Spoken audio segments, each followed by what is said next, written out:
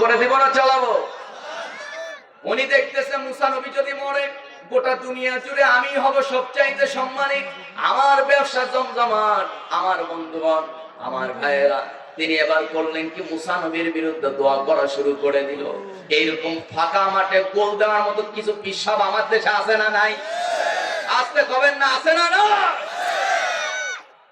ভাই সাউন্ডটা একটু বাড়ায় দেন, সাউন্ড একটু বাড়ায় দেন, কষ্ট হচ্ছে।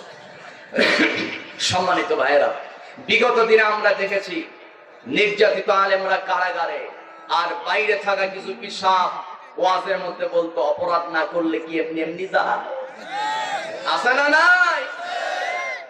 এইরকম সুবিধাবাদী অনেক আলেম আমরা দেখেছি।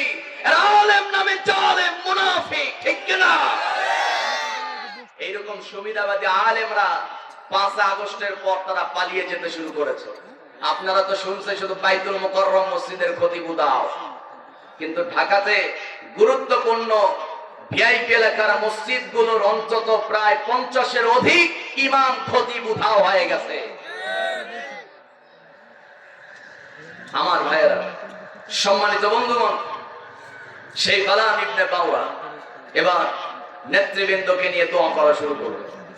ভাই বাইরে সাউন্ড দেওয়ার দরকার নেই, বক্সের সাউন্ড একটু আমার কানে দাও। আমি কি ওয়াজ করতে চাই বুঝতেছি।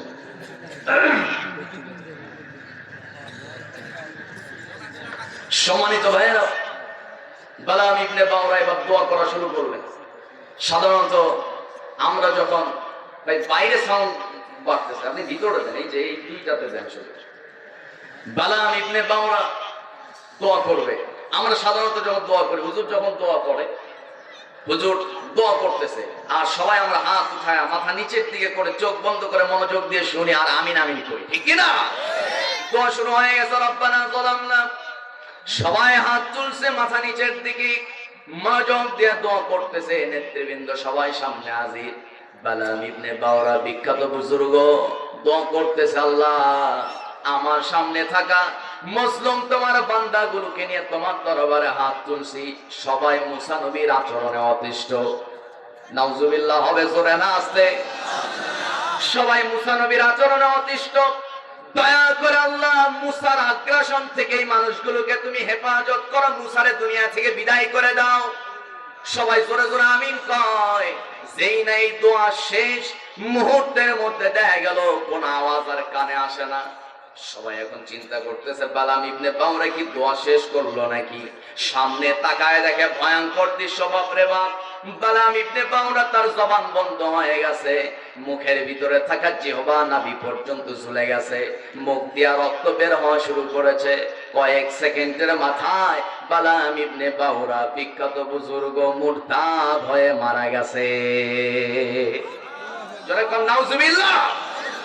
আমার ভাইরা, এই বড় একজন বিখ্যাত বুজুর্গ যার হাতে হাত রেখে অসংখ্য মানুষ কালিমা পড়েছে, ইসলাম গ্রহণ করেছে, যেই লোকটা সবসময় আল্লাহকে ডাকে, যার অসংখ্য মুরিদ।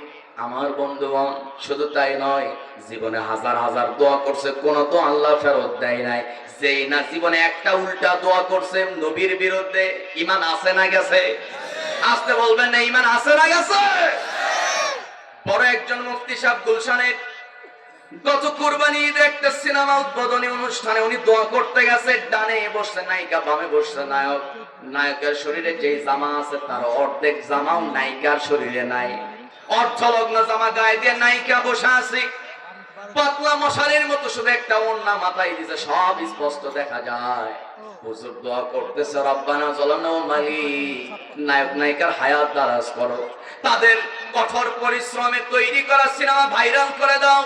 প্রযোজক বৃন্দ যারা আছে অক্লান্ত পরিশ্রম করেছে, আল্লাহ তুমি তাদের পরিশ্রম কবুল করো। আগামী দিনে নতুন নতুন সিনেমা বানানোর তৌফিক দাও, তাদের ব্যবসায় বরকত দাও। আওয়াজ করে বলতে হবে, খতিব সাহেব মুফতি সাহেবের ঈমানটা আছে না গেছে?